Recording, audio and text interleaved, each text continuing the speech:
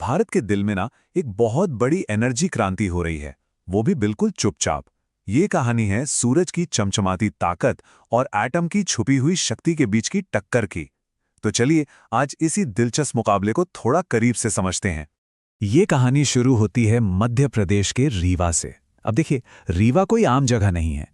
ये एक ऐसी जगह है जिसने सूरज को ऐसे साधा कि वो सोलर एनर्जी का एक सिंबल बन गया, जिसकी मिसाल आज इंडिया ही नहीं पूरी दुनिया देती है। लेकिन आज इसी सोलर कैपिटल में एक बिल्कुल नई और कह सकते हैं कहीं ज्यादा पावरफुल एनर्जी सोर्स पर दांव लगाया जा रहा है। और बस यहीं से असली कहानी शुरू होती है। अच्छा, अब ये जो बड़ा शिफ्ट हो रहा है, इसे समझने के लिए पहले ये जानना होगा कि रीवा को सोलर कैपिटल का टैग मिला कैसे। ये जो 750 मेगावाट का नंबर है ना, ये Rewa ultra mega solar park की जबरदस्त कैपेसिटी है। आसान भाषा में समझें तो मतलब इतनी बिजली की लाखों घर रोशन हो जाएं। और सोचिए, 2018 में जब ये शुरू हुआ तो ये इंडिया के सबसे बड़े सोलर प्रोजेक्ट्स में से एक था। कोई छोटी मोटी बात नहीं थी ये। लेकिन बात सिर्फ साइज की नहीं थी।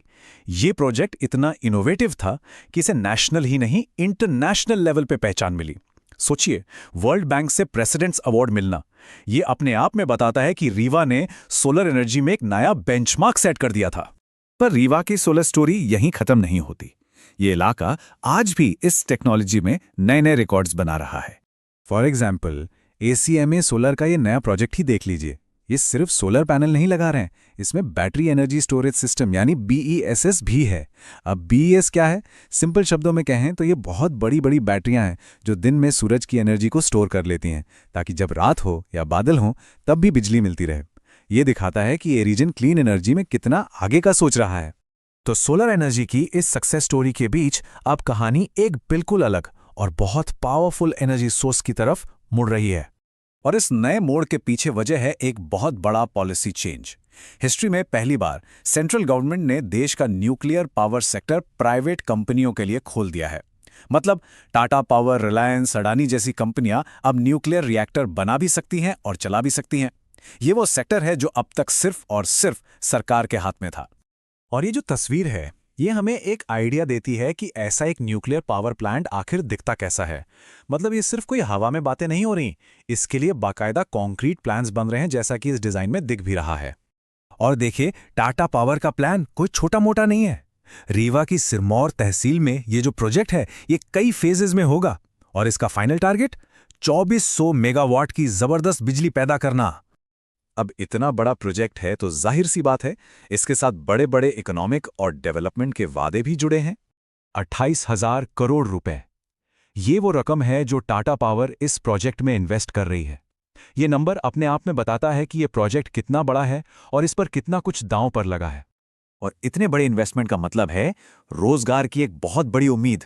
लगभग 5,000 नौकरियां डायरेक्ट और इनडायरेक्ट इस प्रोजेक्ट से पैदा होने का अनुमान है। अब जरा सोचिए, ये लोकल इकोनॉमी के लिए कितना बड़ा बूस्ट हो सकता है। और सरकार का विजन क्या है? डिप्टी CM राजेंद्र शुक्ल के शब्दों में ही सुनिए। सोलर एनर्जी के बाद ये जिले की दूसरी बड़ी उपलब्धि होगी जो रीवा को ऊर्जा हब के रूप में नई पहचान देगी।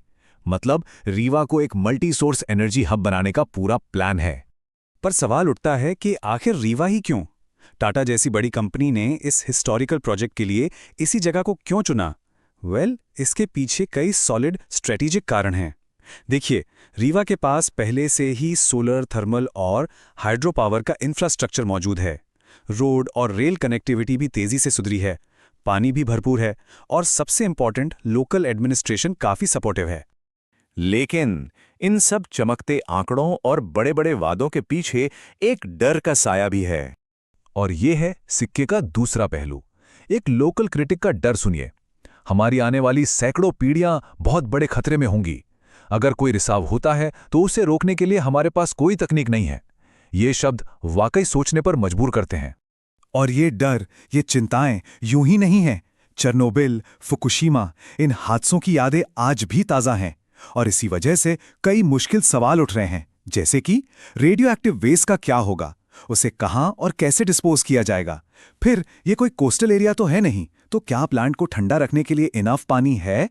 और शायद सबसे बड़ा सवाल, क्या ये प्लांट रेसिडेंशियल एरियाज के कुछ ज्यादा ही पास नहीं है? तो कुल मिलाकर ये जो सिचुएशन है, ये रेवा को और असल में पूरे देश को एक एनर्जी क्रॉसरोड्स पर ले आई है। एक ऐसा चौराहा जहां से दो बिल्कुल अलग रास्ते जाते हैं।